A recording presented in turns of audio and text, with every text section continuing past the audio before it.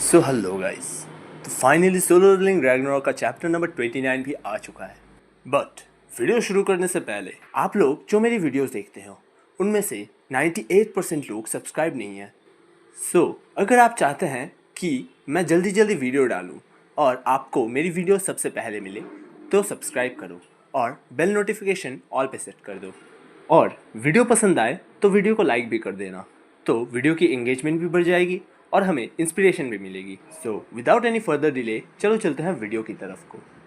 So last episode में हमने देखा था कि कैसे सुहो अमुत को उन चेन से निकालने का एक रास्ता ढूंढता है और बोलता है कि अमुत, अगर मैं तुम्हें इन चेन से छुटकारा दिलाऊं तो तुम्हें मेरी एक बात माननी पड़ेगी। और अमुत उसमें राज़ी भी हो जाता है। और फिर सुहो बोलता है कि अगर हमने इस डंजन बॉस को मार दिया तो शायद तुम इस चेन से फ्री हो सको। तो अब आगे हमें दिखाया जाता है कि सुहो अमुट को अपने शैडो रेंजन में डालने की कोशिश कर रहा था। बट अमुट जब भी शैडो रेंजन के पास जाता था तभी वो चेन्स उसे फिर से जकड़ लेते थे। सुहो बोलता है कि हाँ, मुझे लगा ही था कि ये चेन्स तुम्हें आके रोक लेंगे।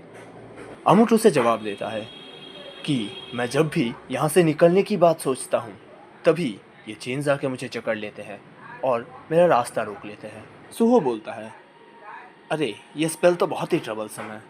वैसे मुझे लगा नहीं था कि ये तरीका काम करेगा, बट मैं ये कंफर्म कर रहा था। तो हमारे मेन प्लान के दो पार्ट्स हैं। पहला पार्ट ये है कि मैं और एसिल जाके उस बॉस मॉन्स्टर को हराएं और इस डंजन को कोलैप्स करें। और हमारे प्लान का दूसरा पार्ट, जब ये डंजन कोलैप्स होगा तब इन चेन्स का फंक्शन ही नहीं रहेगा, मतलब इन चेन्स का कोई मकसद नहीं रहेगा और इनके पिलर्स भी डिस्ट्रॉय हो जाएंगे। और तब हम एक साथ शैडो रेंजन के अंदर चले जाएंगे और इस गिरते हुए डंजन से बच जाएंगे। अगर इन दोनों में से एक पार्ट भी फेल हुआ तो इसका मतलब ये पूरा प्लान ही फेल हो जाएगा। सुहू उसे बोलता है कि वेल, उसकी चिंता मत करो, मेरे पास एक बैकअप प्लान भी है। अमुट उसे जवाब देता है, उसे भूल जाओ, जो भी होगा वो देखा जाएगा। जो भी होगा वो मेरे यहाँ बंधे रहने से तो अच्छा ही होगा। बाय द वे गाइस, अगर आपको बैकग्राउंड नॉइस सुनाई दे रही तो यार आई एम सॉरी, हमारे घर पे थोड़ा काम चल रहा है। Well, back to the topic. So scene shift होता है और हमें डंजन बॉस का एरिया दिखाया जाता है, जहाँ पे हमें शिका the warden of the tomb, जो कि उस डंजन का बॉस मॉन्स्टर था, वो दिखाया जाता है। वो अपने कुछ पावर्स का इस्तेमाल करके सैंड को कंट्रोल कर रहा था। उसी के बाद हमें सुहो को दिखाया जाता है जो उसके ऊपर अटैक कर रहा था। सुहो शिका के ऊपर कुछ लगातार कट्स मारता है, बट वो देखता है कि वो उस बॉस मॉन्स्टर को हिट नहीं कर पा रहा था। वो सोचता है, मैं उसके पास भी नहीं जा पा रहा और ये इन सैंड की वजह से है। जैसे इसका नाम रेड में लिखा है, यह मॉन्स्टर एटलीस्ट एक ए रैंक है और चीज़ें अगर ऐसे ही चलती रही तो मेरा माना जल्द ही ख़त्म हो जाएगा और आखिर में मैं कुछ भी नहीं कर पाऊँगा। मुझे जल्द ही कुछ तो करना पड़ेगा। इसीलिए देख के अपना हथियार फेंक देती है और सुहो अपने शैडो अथॉरिटी स्किल की मदद से उस हथियार को कंट्रोल करके उस बॉस मॉन्स्टर के ऊपर मारता है। बट उस बॉस मॉन्स्टर को कुछ भी फ़र्क नहीं पड़ता। वो बॉस मॉन्स्टर अपने एक ही हाथ से उस अटैक को न्यूट्रलाइज कर देता है। सुहो ये देख के एसिल को चिल्ला के बोलता है, एसिल चलो हमारा बॉन्ड स्किल यूज़ करते हैं। एसिल ये सुन के बहुत ही खुश हो जाती है और बोलती है, यस यंग मोनार्क। एसिल सोचती है, फाइनली मुझे कुछ करने का मौका मिलेगा। हमने डंजियंस में जाके हमारे बॉन्ड स्किल को चार्ज करना सीखा है। अगर हम मॉन्स्टर्स मारते हैं तो मैं उन सोल्स को एब्जॉर्ब करके हमारे चार्जिंग रेट को बढ़ा सकती हूँ। आखिरकार मुझे यंग मोनार्क के काम आने का मौका मिला है। अब तक मैं सिर्फ शैडो रेंजन में गॉब्लिन हंटिंग ही करती आई हूँ। जब एसिल ये बोल रही थी तब हमें एसिल और सुहो का बॉन्ड स्किल दिखाया जाता है, जो ग्रे के बॉन्ड स्किल से कुछ ज़्यादा अलग नहीं था, बस यहाँ पे उसका जेंडर चेंज हो गया था। सुहो अपने चार्ज स्किल को लेके उस बॉस मॉन्स्टर के ऊपर मारने जाता है और एसिल, जिसने अपनी सारी एनर्जी यूज़ कर ली थी, वो वहीं पर बेहोश हो जाती है। बट बेहोश होने के पहले वो सोचती है कि मैंने अब तक यंग मोनार्क को अपनी कमज़ोर साइड ही दिखाई है, मुझे यकीन है कि मेरा ये बॉन्ड स्किल उसकी मदद करेगा। फिर हमें एक सिस्टम पॉपअप दिखाया जाता है जो उस बॉन्ड स्किल का था। वहाँ पे लिखा था bond skill demon blast. Charge amount 67%. Receive the energy of the descendant of the white flames and discharge a powerful blast. मतलब ये स्किल 67% चार्ज था, जिसका मतलब ये अपने हाफ पावर पे था। सूहो सोचता है कि मैं इस अटैक पे अपनी सारी एनर्जी लगा दूंगा, और यही बोल के वो उस बॉस मॉन्स्टर को एक पंच मारता है। उस एक ही पंच से बॉस मॉन्स्टर वहीं पे मारा जाता है और सूहो वो फाइट जीत जाता है। सीन चेंज होता है और हमें बेरू और अमुट का एरिया दिखाया जाता है। बेरू देखता है कि ये डंजन कोलैप्स हो रहा था। वो अमुट को बोलता है, ये डंजन तो अभी कोलैप्स हो रहा है। अमुट उसे जवाब देता है, हाँ, इसका मतलब उन लोगों ने सक्सेसफुली डंजन मास्टर को मार दिया। फिर हमें दिखाया जाता है कि वो स्टेक्स जिसमें वो चेन्स बंधे थे जो उन पिलर्स में गड़े हुए थे, वो पिलर्स टूट जाते हैं और वो स्टेक्स बाहर निकल जाते हैं। बट उन स्टेक्स का मैजिक अभी तक ख़त्म नहीं हुआ था। फिर बेरू अमुट को बोलता है, एलिगेटर, मेरे पीछे आओ, हम यंग मुना के पास जा रहे हैं।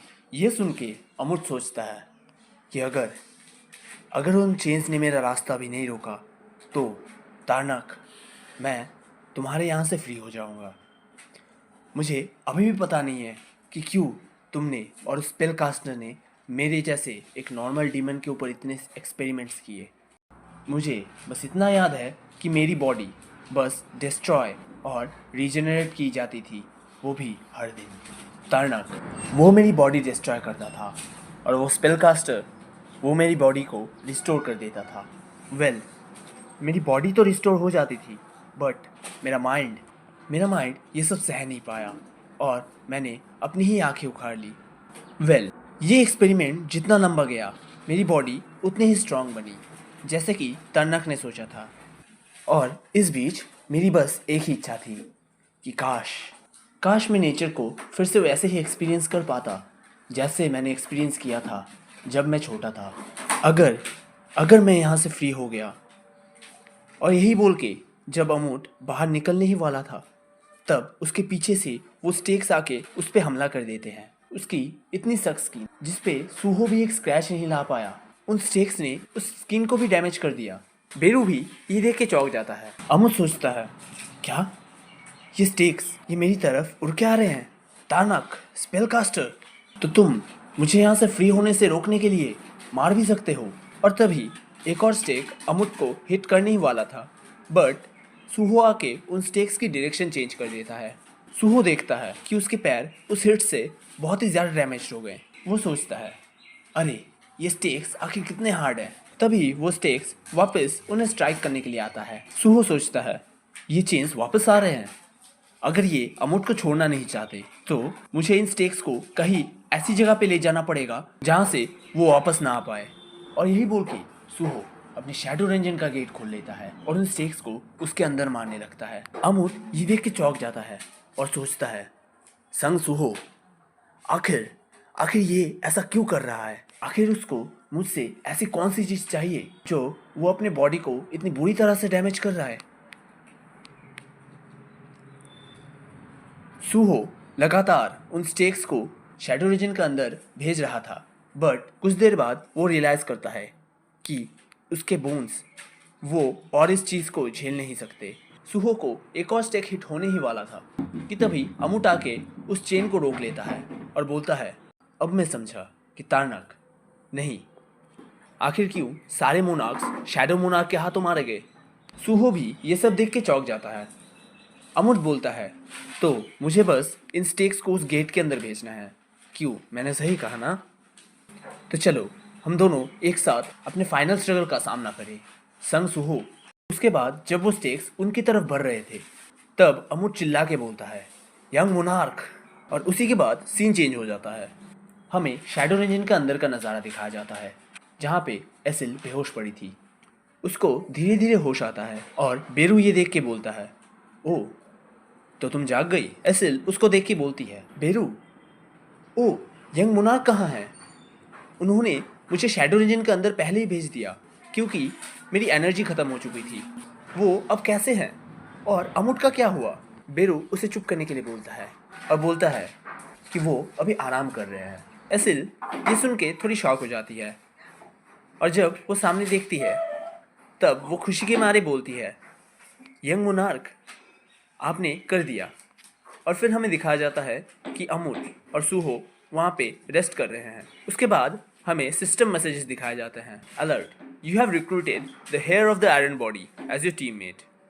Alert, you have completed the urgent quest dimensional crack, you have levelled up.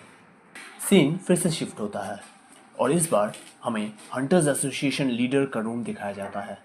वहाँ पे कोई संग जिनवू, जो संग सुहो के पिता है, मतलब शैडो मोनार्क, उनका कोई फाइल पढ़ रहा था।